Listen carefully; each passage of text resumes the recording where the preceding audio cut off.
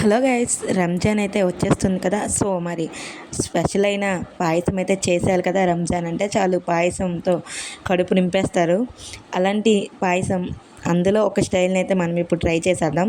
So ఈ పాయసం అయితే చాలా టేస్ట్గా ఉంటుందబ్బా. Welcome to Anu foods. నేను మీ అనుష. నా ఛానల్ని ఫస్ట్ టైం చూసినట్టయితే ప్లీజ్ సబ్స్క్రైబ్.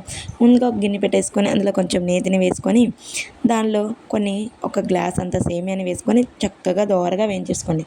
వేగిన సేమియాని చక్కగా పక్కన తీసేసుకొని అదే గిన్నెలో మరి కొంచెం నెయ్యి వేసుకొని మీరు వేయాలనుకునే డ్రై ఫ్రూట్స్ని వేసేసుకొని చక్కగా వేయించేసుకొని అవి కూడా పక్కన తీసేసుకొని మళ్ళీ అదే గిన్నెలో ఇందాక మనం గ్లాస్ సేమియా వేసాం కదా, దీనికి అర గ్లాసు సగ్గుబియ్యం వేసుకోవాలన్నమాట.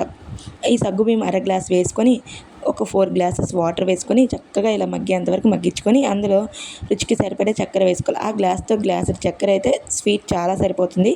అంత వద్దు అనుకున్న వాళ్ళు కొంచెం తగ్గించుకోండి. అదే గ్లాస్తో 2 గ్లాసులు పాలు, కొంచెం మనం ఇలాచీ పౌడర్ కూడా వేసేసుకొని ఇలా ఒక మరుగు వచ్చేంత వరకు మరిగించుకోవాలి. ఇలా మరిగిన తర్వాత దానిలో కొంచెం కొంచెంగా సేమియాని వేసుకొని చక్కగా కలుపుకోవాలి. మనకి వాటరీగా కావాలంటే కొంచెం వాటర్ ఉన్నప్పుడే దించేసుకోండి, లేదు అంటే కొంచెం చిక్కపడిన తర్వాత దించుకోండి. ఎలా ఉన్నా సేమియా అయితే అదురు సబ్బా.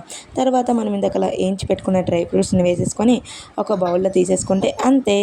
ఎంతో టేస్టీ అయిన సగ్గుబియ్యం సేమియా పాయసం అయితే రెడీ అయిపోయింది. రంజాన్ వచ్చేస్తుంది కదా, మరి ఇలా రెడీ చేసి మీ ఫ్రెండ్స్కి ఇచ్చారంటే ఫిదా అయిపోవలసింది.